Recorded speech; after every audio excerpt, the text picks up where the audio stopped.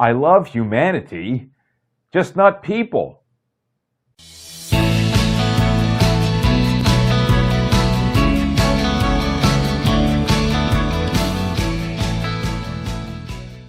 Have you ever heard that funny yet telling phrase that I just gave? I love humanity, it's just not the people. I can't stand the people.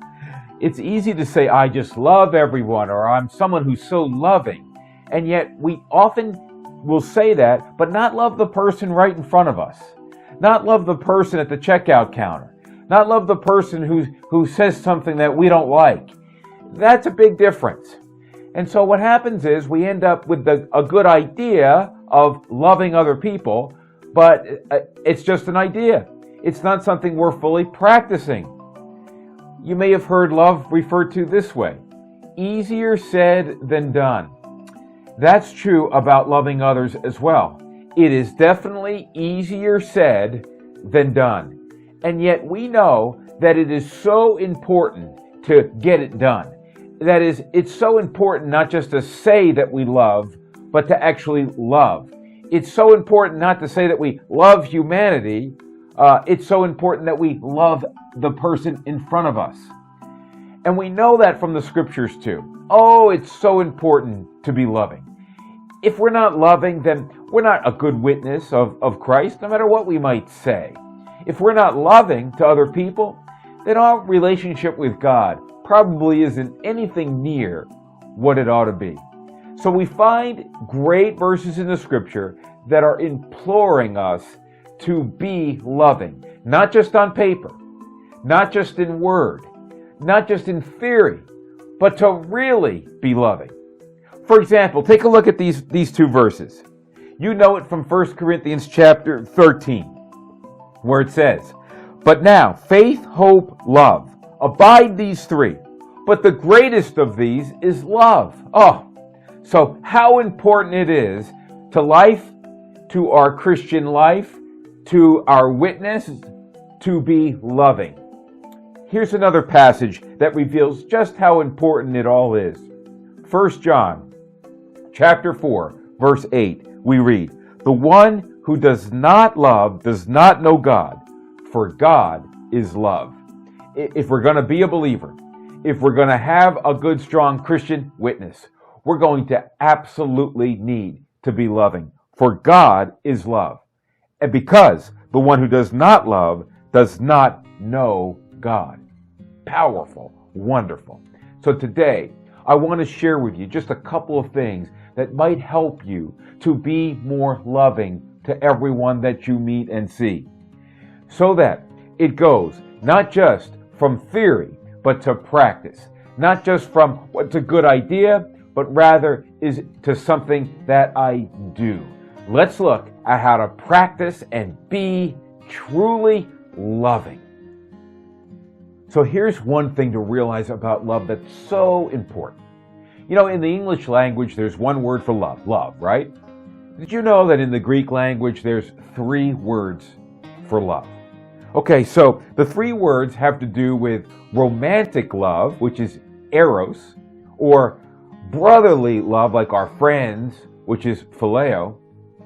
And then there's agape love, which is unconditional love. Love that's not based on the condition of what people might do, how they might act, what they might say, what they might think about us. So here's the thing. Let's take a look at those 3 loves. Eros love, romantic love, is meant for that one other person in our life. The person we're married to, perhaps. That's what it's for. Then there's phileo love. Well, that's for like our friends, and so forth. Brotherly love, right? And that's for the people we know and people who are our friends and so forth. But the third love, agape love, unconditional love, is the love that God has for us. It's the love that God has for everybody. And it is the love that God is calling us to have for everybody as well. Unconditional love. That means that we do not love if other people agree with us, if other people please us, if other people do what we want, if other people meet our expectations.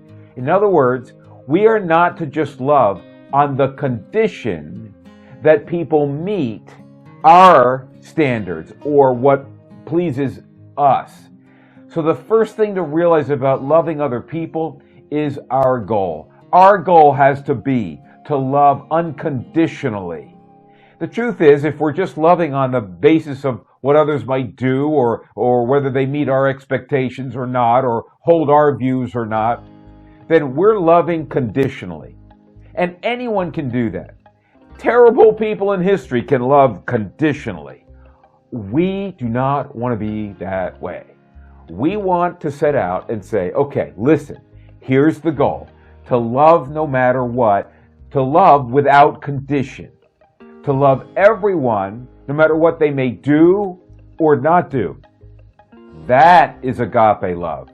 And when we read that God is love, that's what it's talking about. That He is walking in agape love and then calling us to have agape love too. If you think about it, and if you're honest with yourself, you will probably realize that a lot of times when you're loving someone, it's only conditional. It's because they're pleasing you in some way. That's what needs to be shifted out of and into. I will love another human being, not based on what they do, not based on what I may benefit from them by, but based on no conditions. I'm going to love them on no condition, unconditionally. That has to be our goal if we're really going to succeed in loving other people. That's why the scriptures will go on and on about love your enemy. Well, that makes sense then. I'm to love someone no matter what, so I'm to love my enemy. If I'm only loving people who love me or treat me the way I want to be treated, then I'm not doing anything really that anyone wouldn't do. That is a love that's practiced by anyone, anywhere. But it doesn't work as soon as someone doesn't benefit you. It doesn't work as someone crosses you. It doesn't work as someone doesn't agree with you. So we've got to sit back and say, my commitment is going to be to the unconditional love. Remember, it's the kind of love God has for you and for me. He doesn't love you if you agree with Him. He doesn't just love you if you do the right thing. He loves you no matter what. So it's no wonder why He's calling us to also love no matter what. When the scriptures say the greatest of these is love, it's meaning unconditional agape love. Set that out as your goal and realize it's nothing to love people who agree with you or love you or make you feel good. But it's everything to love people who don't agree with you, who don't make you feel good, who don't love you. That's everything. And that is the call of God, and that has to be our goal. Once that's our goal, we can realize agape love in our life and accomplish loving other people. What a difference when we set out and realize the pitfall is to love conditionally, but the success is to love unconditionally. So we go through that and we realize where the pitfall is and we realize where the success is. Again, the pitfall is to love conditionally. The success is to love unconditionally. The way God loves is unconditional. He never falls into the pitfall. That's why even when we were enemies of God, even when we hated God, He was still loving us because it was unconditional. That's the success. That's the love God has. That's the success, and that is the love God is calling us to. Make it your goal to practice agape love and settle for nothing less, because anything less is the pitfall. Anything less is failure when it comes to love. But agape love, that is wonderful, great.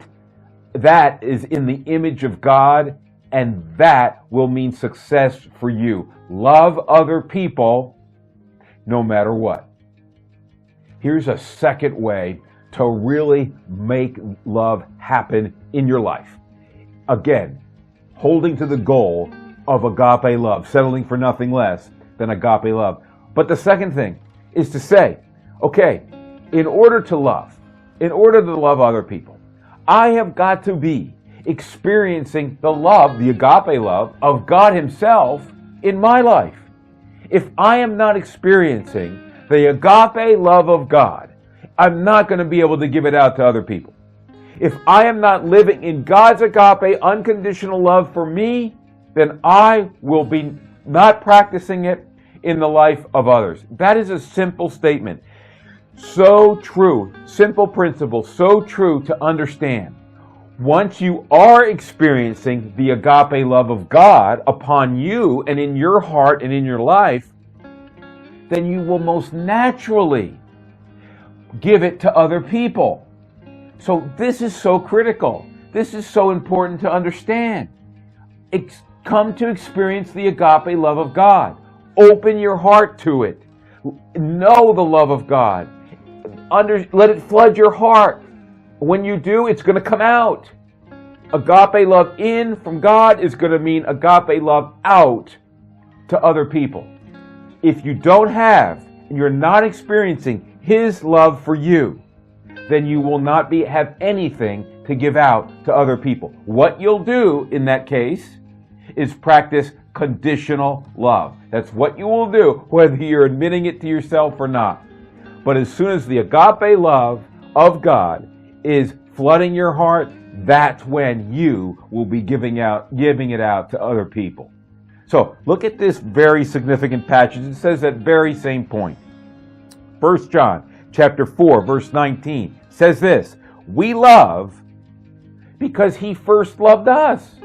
Oh, wait a minute. Oh, wow, wait a minute. Here it is. We love because He first loved us. So if we're experiencing the love of God first, we're going to be able to love. It's very simple. If you haven't opened your heart to the love of God, the first thing you got to do is open your heart to the love of God. Then your heart will be open to love other people. And that's why it can seem so hard to love other people. It's because we're not experiencing the love of God. So it is so hard to give it out. It's impossible. But once you experience the love of God, the agape love in your life, it will be impossible to withhold it from other people. So we will love because He first loved us. We will love if we're experiencing His love. We will not love if we're not experiencing His love. It hinges on what we've let into our heart. Have we let the love of God into our heart? If we have, we'll give it out. If we have not, we will have nothing to give out. So we will not be loving. And that's why people will say things like, I love humanity, it's just the people I can't stand. It's why people will say, oh, I just love everyone, but they won't even be kind to the sales clerk. That's why. It's just a good idea for them until they're experiencing the love of God. And once you experience His agape love, it won't just be a good idea. It will be something you put into practice. And how beautiful and wonderful to be putting into practice agape, unconditional love.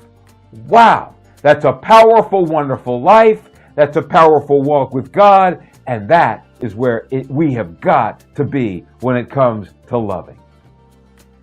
All right, look at those verses again we started with. Remember 1 Corinthians 13, it said, but now faith, hope, love abide, these three, but the greatest of these is love. Love, agape love, very important. 1 John 4:8, the one who does not love does not know God, for God is love. So important to be loving other people. So, put this into practice. Have the goal of agape love. Experience the agape love of God. Once you have the goal of agape love and the experience of agape love, you will be practicing agape, unconditional love each day of your life and with every encounter you have, and that is the way God wants you to be.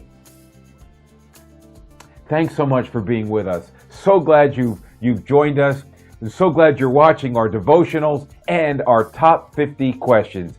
Please remember to like and subscribe and to comment and continue to be a part of the top 50 questions community. And remember, for every question, there's always an answer.